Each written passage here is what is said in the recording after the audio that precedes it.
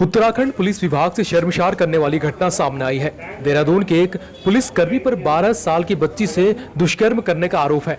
पुलिसकर्मी को POCSO act की धारा में गिरफ्तार कर लिया गया है। बताया गया कि पड़ोस में रहने वाले पुलिसकर्मी ने सरकारी क्वार्टर के बाहर बने टॉयलेट में दुष्कर्म की घटना को अंजाम दिया। मामले में देहरादून डीआईजी अरुण मोहन जोशी ने कहा कि इस तरह की घटना बेहद दुर्भाग्यपूर्ण है। आरोपी के खिलाफ विभागीय कार्रवाई भी की जा रही है। इसमें एफआईआर जो है पॉक्सो एक्ट में और जो आईपीसी का 376 सेक्शन है उसमें लिखी गई है। जो एक्यूज्ड है उसकी हमने अरेस्टिंग कर ली है और उसके खिलाफ जो विभागीय कार्रवाई है वो भी हम लोग कर रहे हैं। प्रदेश में स्वास्थ्य की लचर व्यवस्थाओं पर विपक्ष ने आज स्वास्थ्य महानिदेशालय पर हल्ला बोला। कांग्रेस नेता सूर्यकांत धस्माना अपने दलबल के साथ सहस्त्रधारा स्थित चिकित्सा स्वास्थ्य एवं परिवार कल्याण महानिदेशालय पहुंचे, पर गेट पर मौजूद संतरी ने उन्हें परिसर के अंदर नहीं आने दिया, जिसके बाद कांग्रेस नेता ने अपने समर्थकों के साथ गेट पर ही धरना शुरू कर दिया, जिससे निदेशालय में आवाजाही प्रभावित हो गई। बात बिगड़ते देख डीजी स्वास्थ्य डॉक्टर अमिता उप्रेती अपने अधीनस्थों के साथ सूर्यकांत से मिली और बताया कि कोविड-19 के संक्रमण से परिसर प्रभावित है, इसके चलते परिसर में एंट्री बंद कर रखी है। सूर्यकांत ने सीएम और स्वास्थ्य विभाग के कार्यों पर गंभीर आरोप लगाए। आज स्वास्थ्य महानिदेशालय में हम आए थे। यहाँ पर हमारा कार्यक्रम था डीजी हेल्थ से पूरे पहाड़ के अंदर जो ध्वस्त पड़ी हुई स्वास्थ्य सेवाएं उनके बारे में ज्ञापन देने का, चर्चा करने का। गैरसैंण का बहुत ज्वलंत मुद्दा है जिसमें 21 साल की युवती जो है गर्भवती बहन उसकी जान चली गई वहां पर लापरवाही के कारण।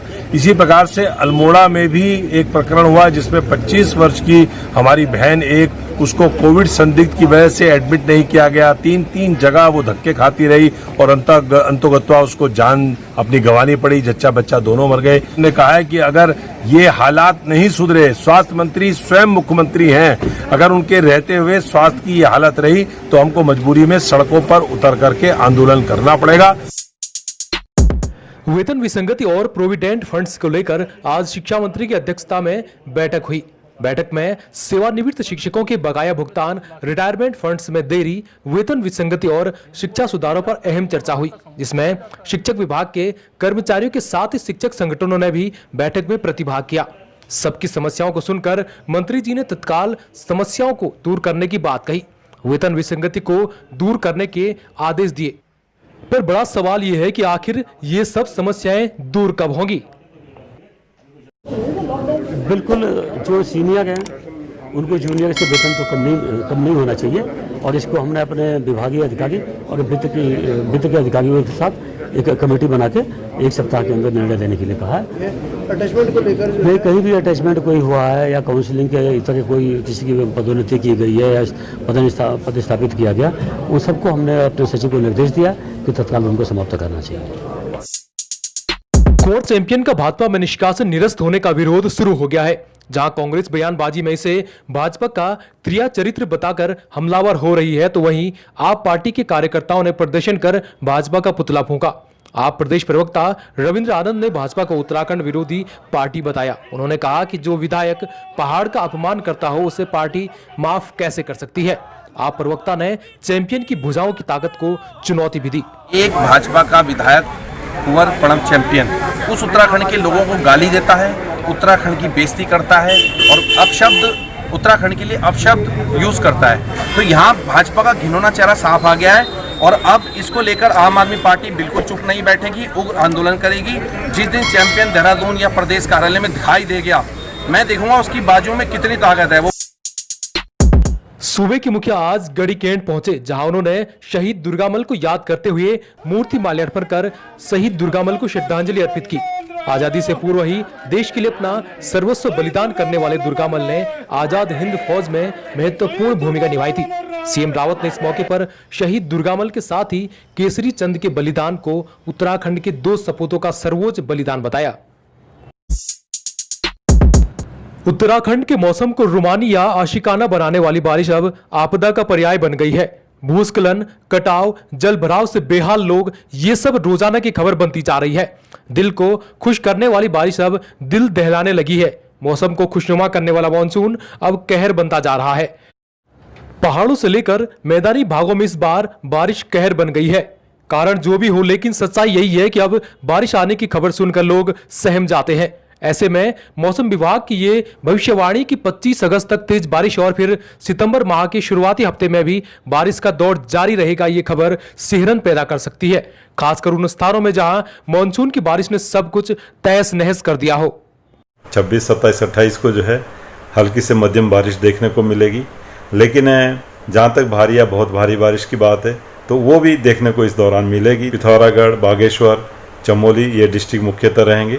फिर जो हमारे प्लेन्स वाले या उनसे जो लगे हुए डिस्ट्रिक्ट है, खासकर देहरादून है, पौड़ी है, नैनीताल है या टेहरी, हरिद्वार, इनकी बात करें तो इनमें भी संभावना है कि हैवी रेन जो है इनमें भी या वेरी हैवी तक की भी जो है एका दुका जगहों में इन डिस्ट्रिक्ट्स में मिलने की संभावना है। 26 से लेकर के 28 तारीख तक की जब बात करते हैं तो ये संभावना है कि 1, 2, 3 सितंबर में बहुत अच्छी बारिश फिर से मिल सकती है। महाकाल के मंदिर में भी कोरोना ने दस्तक दे दी है। जी हां, देहरादून गढ़ीकैंड में स्थित टपकेश्वर महादेव मंदिर के पुजारी कोरोना पॉजिटिव पाए गए हैं, जिसके बाद मंदिर परिसर के दरवाजे बंद कर दिए गए हैं और पूरे मंदिर को सैनिटाइज करवाया गया है। संक्रमित पुजारी को मंदिर में उनके कमरे में ही क्वारंटीन किया गया है। फिलहाल अगले आदेशों तक मंदिर परिसर में किसी को भी जाने की अनुमति नहीं है।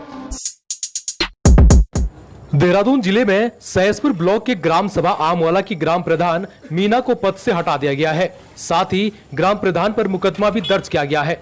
दरअसल मीना पर आरोप है कि त्रिस्तरीय पंचायत चुनाव में उन्होंने हाई स्कूल का फर्जी प्रमाण पत्र प्रस्तुत किया था, जिसके आधार पर उन्होंने पद हासिल किया। जिलाधिकारी ने खंड विकास अधिकारी को आदेश दिया कि जालसाजी करने वाले प्रधान के खिलाफ FIR दर्ज कराएं और उप प्रधान को कार्यभार सौंपे। नैनीताल हाईकोर्ट में भी कोरोना ने दस्तक दे दी है। कोर्ट में एक कर्मी कोरोना पॉजिटिव पाए गए हैं। इसके बाद से कोर्ट को 2 दिनों के लिए बंद कर दिया गया है। फिलहाल अब वीडियो कॉन्फ्रेंसिंग से भी सुनवाई नहीं होगी। मंगलवार के केस अब 27 अगस्त को लिस्टेड किए गए हैं। इस बीच पूरे न्यायालय को सैनिटाइज किया जाएगा। देहरादून के गांधी शताब्दी अस्पताल को 2 दिन के लिए बंद कर दिया गया है। दरअसल आज यहां अस्पताल के 2 कर्मचारियों में कोरोना की पुष्टि हुई है, जिससे अस्पताल में हड़कंप मच गया। इसके बाद अस्पताल को सील कर सैनिटाइज किया जाएगा। कोरोना काल के बाद से ही स्कूल फीस को लेकर विवाद गहरा रहा है। आए दिन नए नए बयान जारी हो रहे हैं, पर निर्णायक रूप से कुछ भी सामने नहीं आ रहा है। जहां अभिभावक स्कूल फीस माफी की मांग कर रहे हैं तो वहीं प्राइवेट स्कूल फीस छोड़ने को तैयार नहीं। ऐसी भ्रम और अनियमितता की स्थिति में हल्द्वानी शहर के लाइफलाइन पब्लिक स्कूल ने एक मिसाल पेश की है, जिसकी संचालिका जेबा वारसी है। उन्होंने अब तक की स्कूल फीस पूरी तरह माफ कर एक मिसाल कायम की है। हल्द्वानी में चल रहे फीस माफी के आंदोलन में जेबा के पति और समाज सेवी रूमी ने भूख हड़ताल पर बैठकर अन्य स्कूलों से भी फीस माफी का आग्रह किया है। उत्तराखंड की सभी ताजा खबरों के लिए देखते रहिए लाइव उत्तराखंड न्यूज। अगर आप ये वीडियो YouTube पर देख रहे हैं तो लाइव उत्तराखंड चैनल को सब्सक्राइब करें और Facebook पर देख रहे हैं तो लाइव उत्तराखंड पेज को लाइक करें।